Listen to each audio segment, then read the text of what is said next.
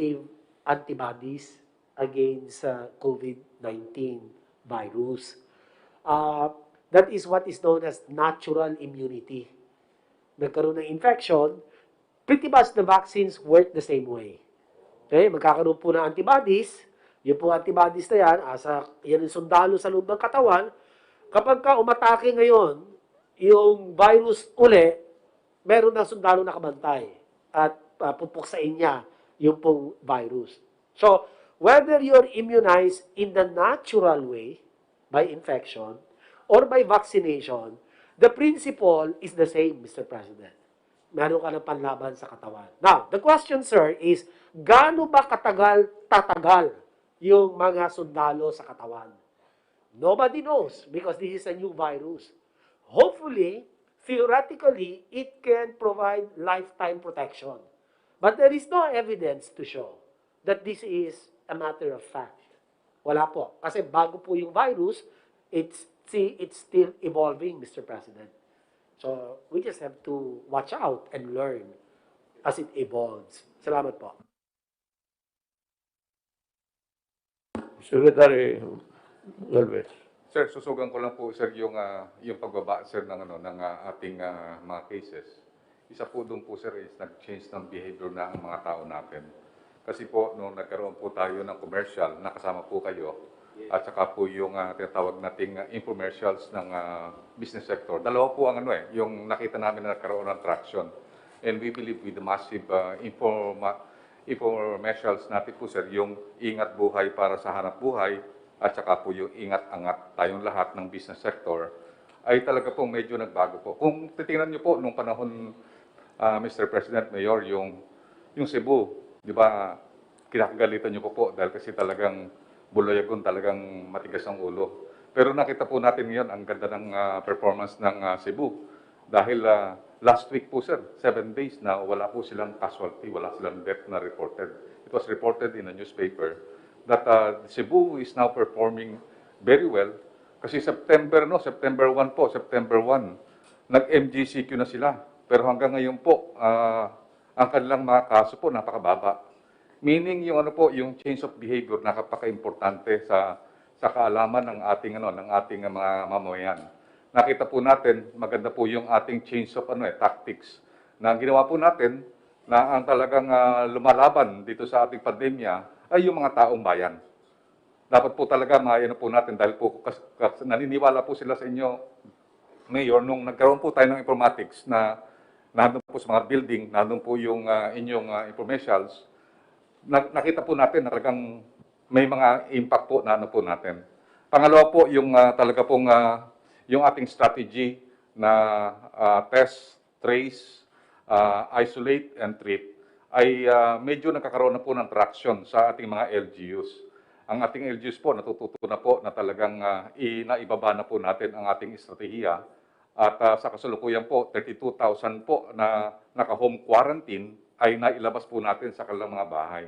Yung pong 32,000 po na yon, dito po mostly sa NCR at saka Region 4A at saka Region 3, kung hindi po yan na ilabas at naidala po natin sa mga hotels, ay mag-multiply po yan, yung 32,000 po yan. Baka ngayon po, may meron po tayong active cases na more than 100. Natutuwa po kami dahil kasi yung ating local government units po sir, dapat ma-comment po natin dahil kasi lalo-lalo na yung NCR, na last September sir, 20,000 ang ating active cases.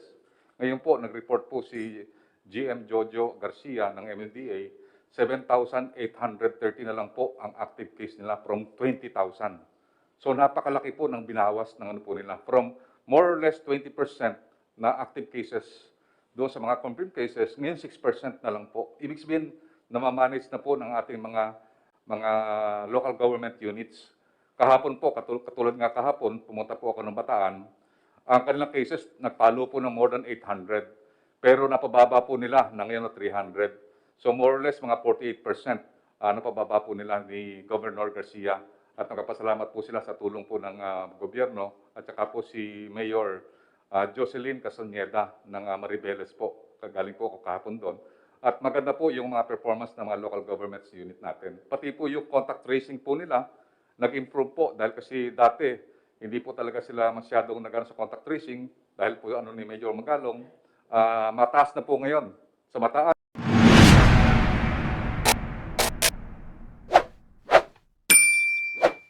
1:15 po ang nagagawa po nila dahil tinutulungan po sila personally ni Mayor Magalong. Kaya nga po ang ano po natin, nakikita po namin na pagka once na yung tuloy-tuloy po na maipababa po natin hanggang barangay level ang implementasyon ng ating National Action Plan ay magiging maganda po ang ating pong mga kaso. Bababa po ang kaso natin at pwede po tayong magangat ng ating ekonomiya. Yes, sir. Malaki po ang pinagbago ng ating mga LGUs, lalo na yung mga local chief executives. Patuloy po yung, sila na mismo yung nasa forefront eh. Tuloy-tuloy din po yung pagkandak namin ng, katulad po last week, nagkaroon kami ng Philippine Local Governance Forum. 3 araw po ito, kung paano yung good governance, delivery of services amidst the pandemic. Kung dati po ay alanganin sila, ngayon, ang alam nila, kapag mataas yung COVID nila, hindi sila iboboto ng mga tao. So ngayon po talagang kumikiro sila.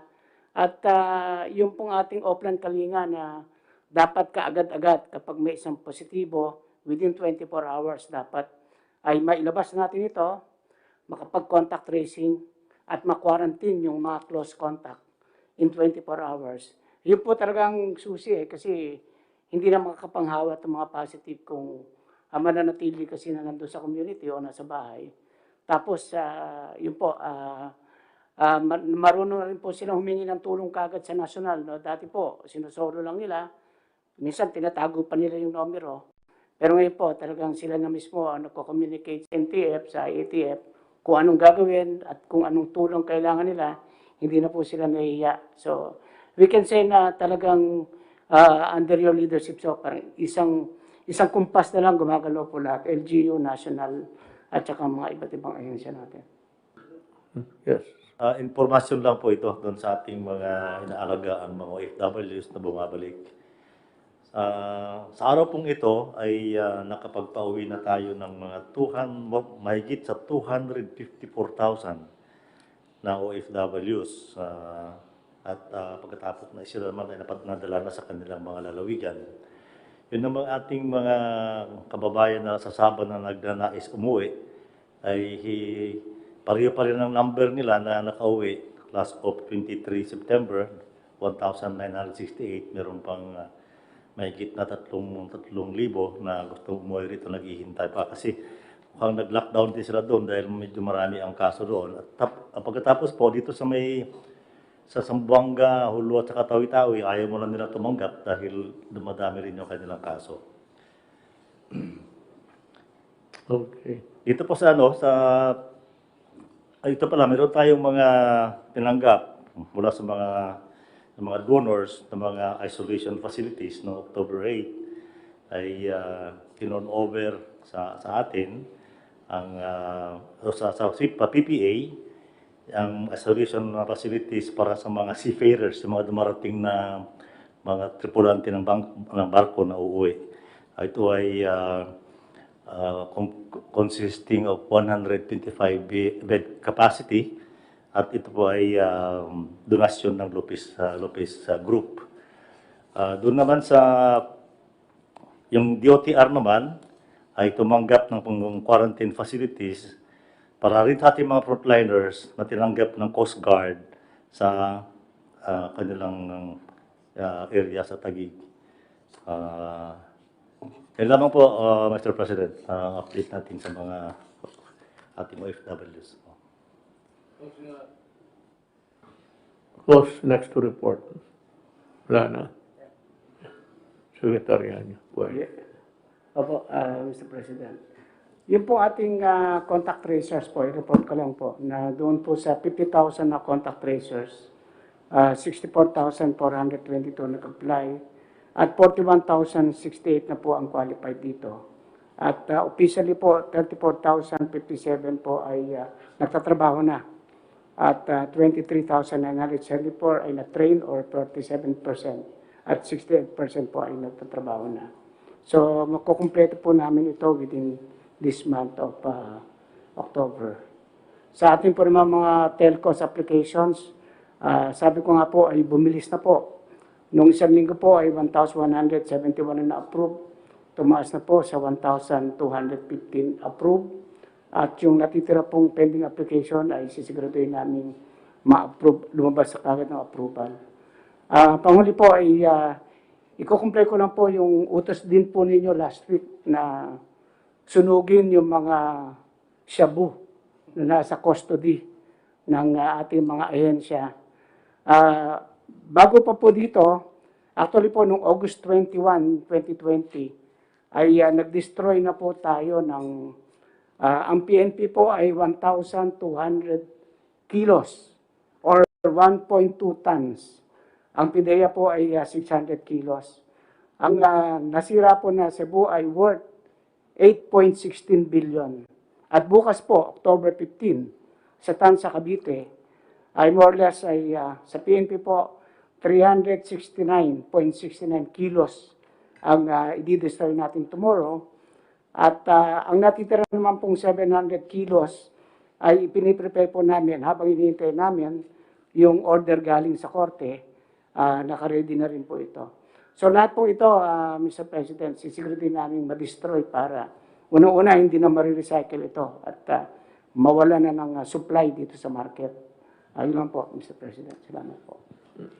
I'm happy with the compliance of my order. Alam mo, this is not ours, not in this meeting. I think it behoves upon Secretary Guevara and the Solgen to make representations with the Supreme Court that kung marami ang shabu involved, that there should be a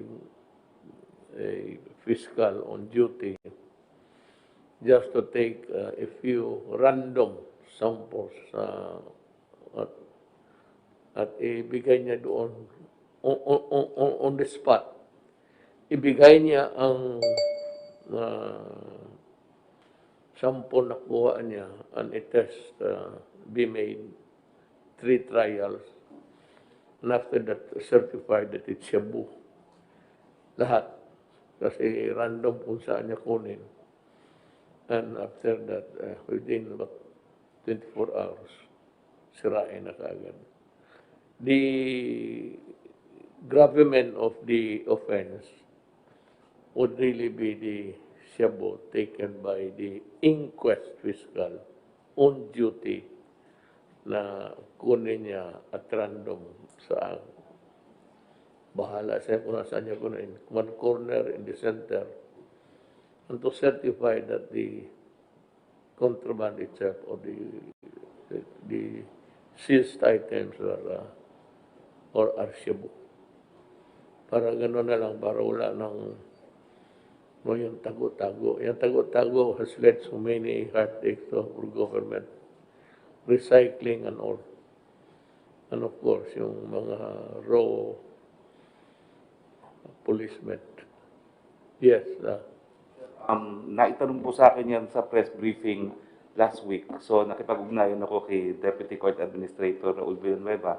Ang sabi po niya, meron na po silang court circular na wala na pong tago-tago ngayon, ini-inventaryo lang after it is verified na talagang prohibited drug at destruction na kaagad. So, ang tanong po kasi sa akin, hindi ba nagko-conflict yung executive and legislative with your order to immediately destroy? So, verify ko po sa Supreme Court na sabi niya, hindi, because we have also issued the court circular na wala ng storage. So, test, inventory, destruction. Yes. Immediate po. Ang pinaka-safe niyan, if you really want to comply with the due process, and yung determination of probable cause of prima facie, the government, the meat of the matter is really the contraband. How to present the whole of the contraband, one truck to the court, or keep it for so many months, is a very tiring one and gives a lot of headache for governor. Kaya yung inquest fiscal, siya na ang punta doon, isang kutsara dito, isang kutsara sa gitna. Bahala siya. Then he passes it on to the forensic guys, yung sa police, yung PNP. Yun na yun ang mag-examine right there. 3 trials. After 3 trials, kung saan-saan kunin, the certification of the inquest fiscal should be taken on its face value. Na talagang Cebu yan. Lahat. Kasi nahihirapan tayo. I think it should be Guevara talking to the... Okay, it's not a recognized modality hanggang ngayon. Kaya kailangan maayos ito para wala ng sakit ng ulo in the future. I really intend to go hard within the last 2 years of my term. Pati itong mga kriminal. We have seen an upsurge of hold-ups, street crimes again. It's because of the liberality being offered by the opening of the economy. And of course, people are now allowed to roam freely and to travel. The most convenient way is really yung motor. Pag nakapatay sila, diretso sakay. So one footage yung tinabihan na. This is very hard to control. I understand the nightmare the police are facing, how to control the mobility of the criminal right after committing a crime. Kasi ang motor kasi, magsisigsag lang yan in and out of traffic situations. And they can really get away with it easily. Unlike the motor vehicles, maano na traffic. But ito mga motor minsan, dumadaan pa ng sidewalk. That is also a matter which we have to address itong no kaya mabuti nito. We can train the highway patrol can train about siguro in one class 30. We have to increase the mobile capacity ng police.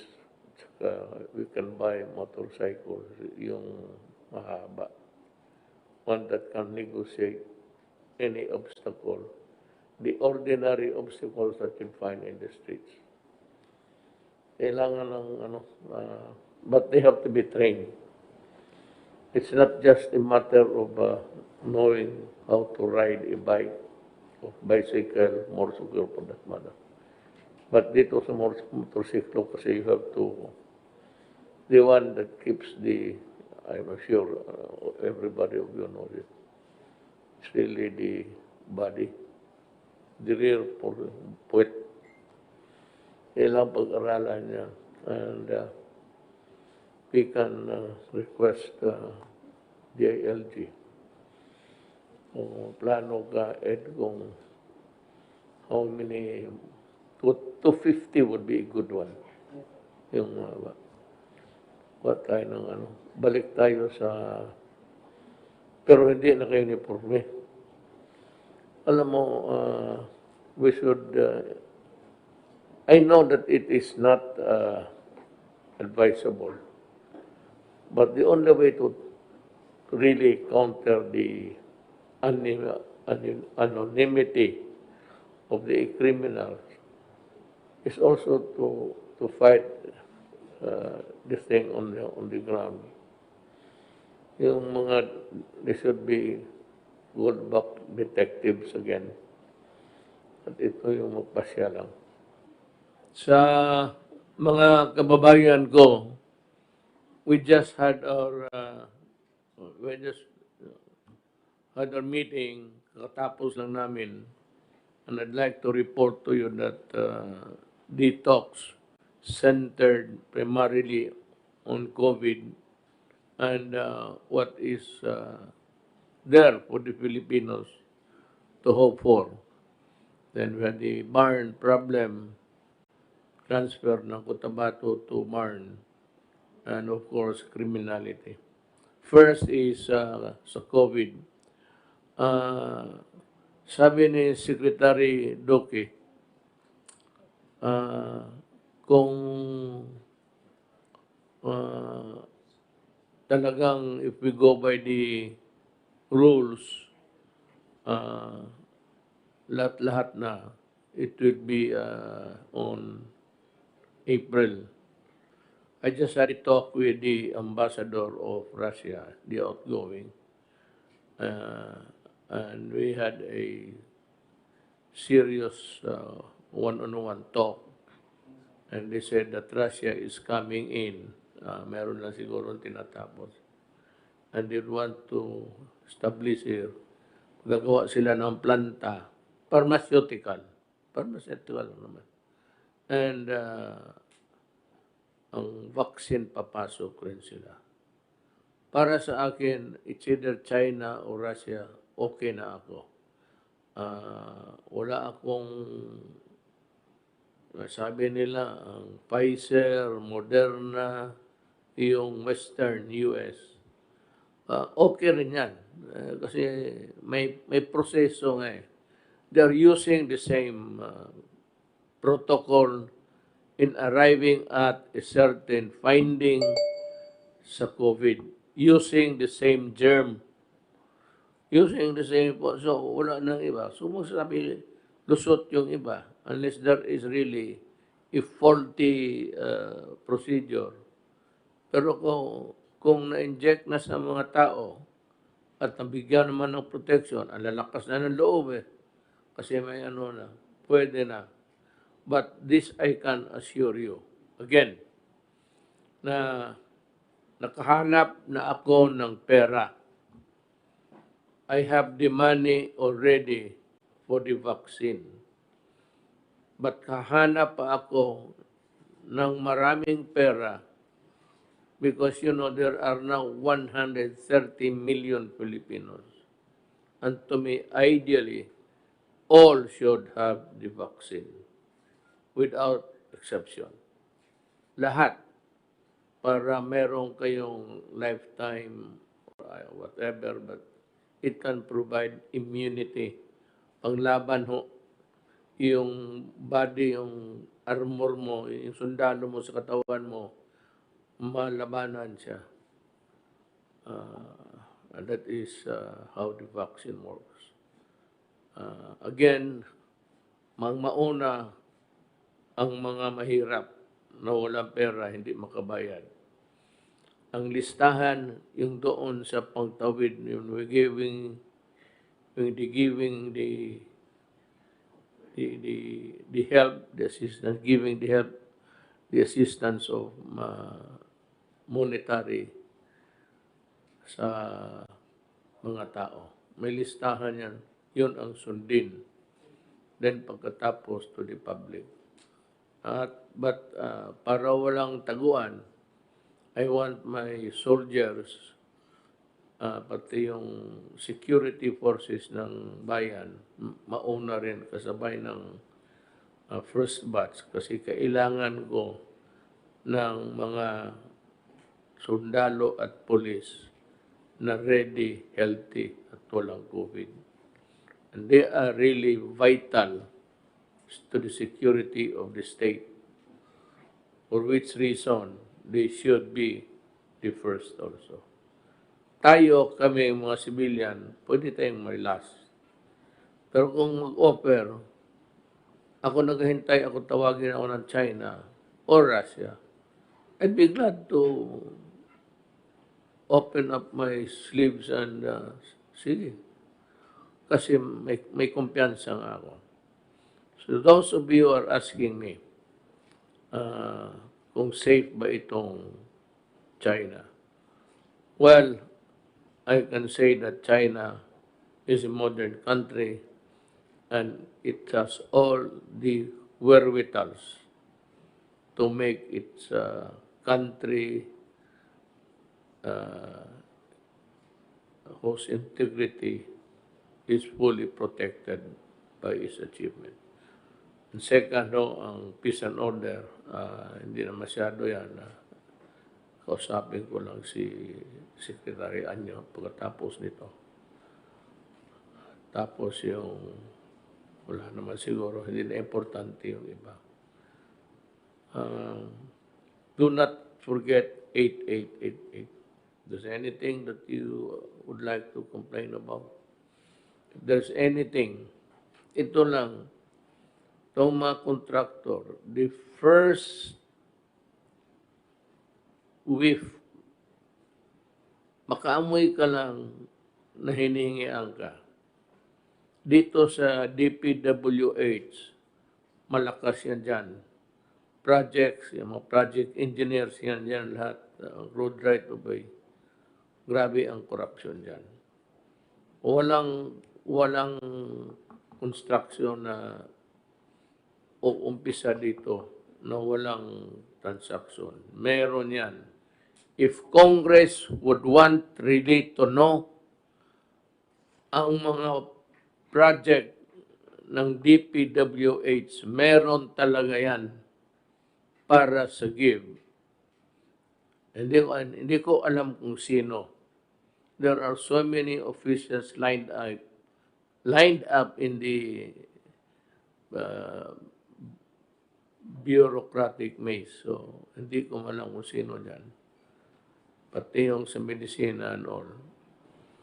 Ang labanan lang dito ngayon is yung droga. The policy remains. Wala akong iniiba.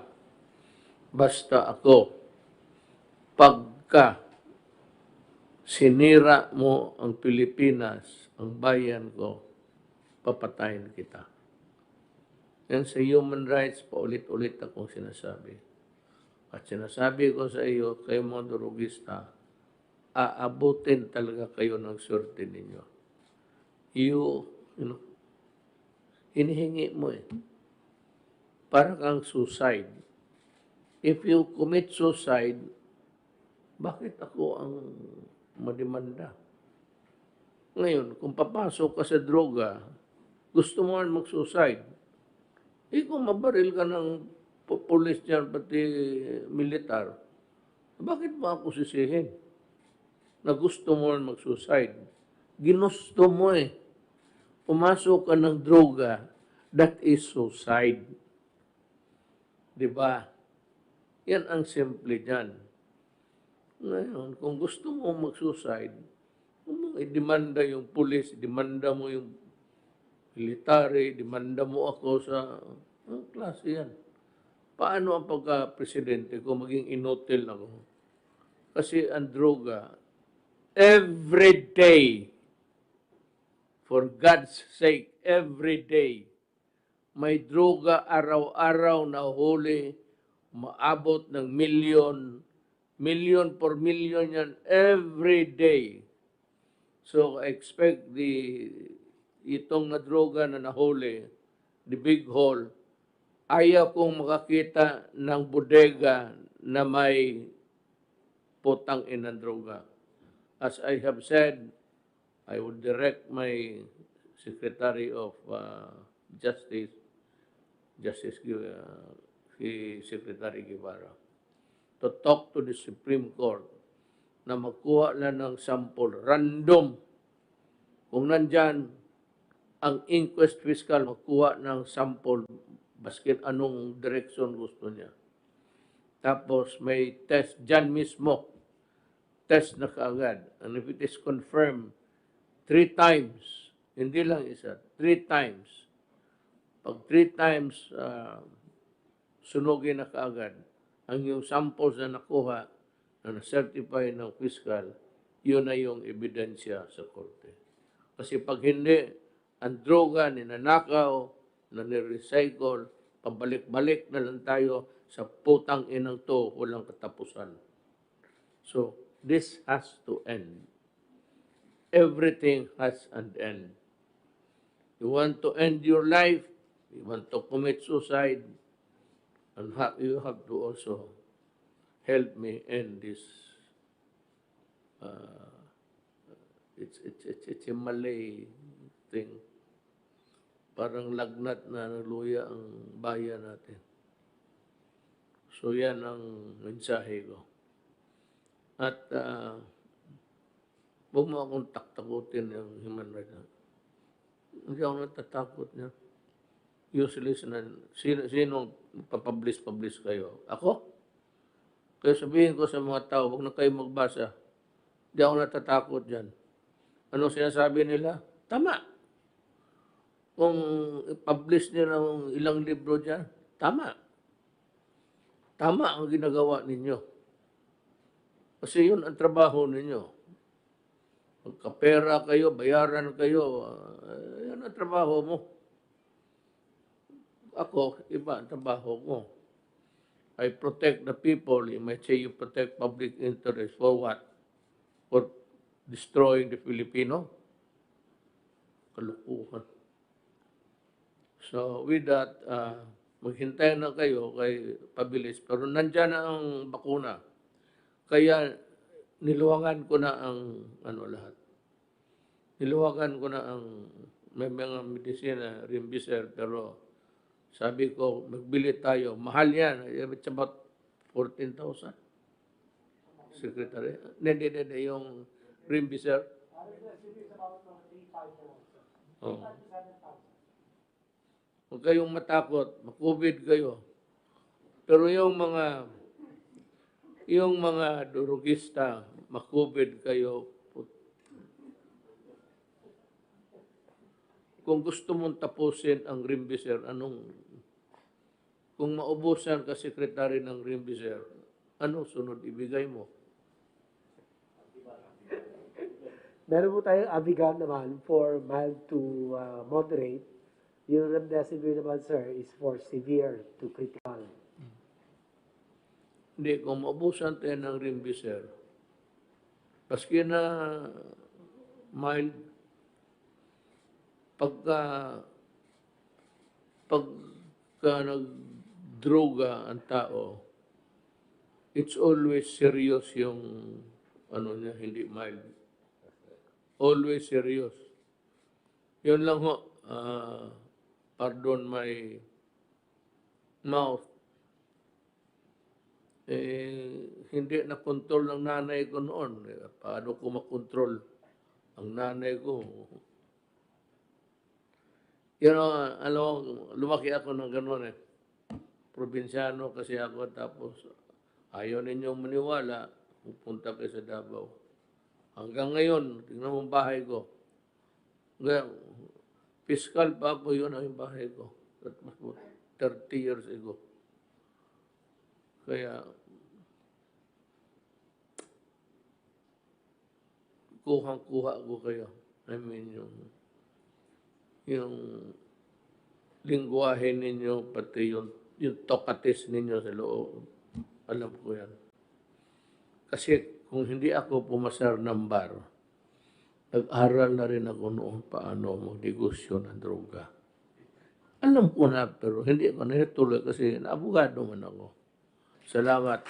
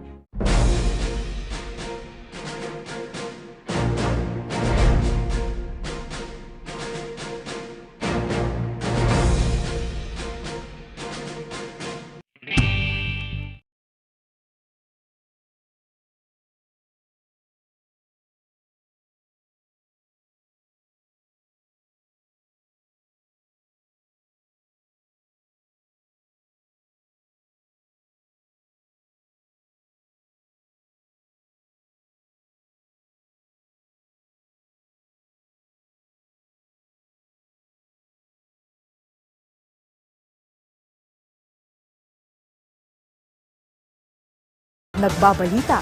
Ginagampanan din natin ang ating responsibilidad sa ating kapwa. Balitaang may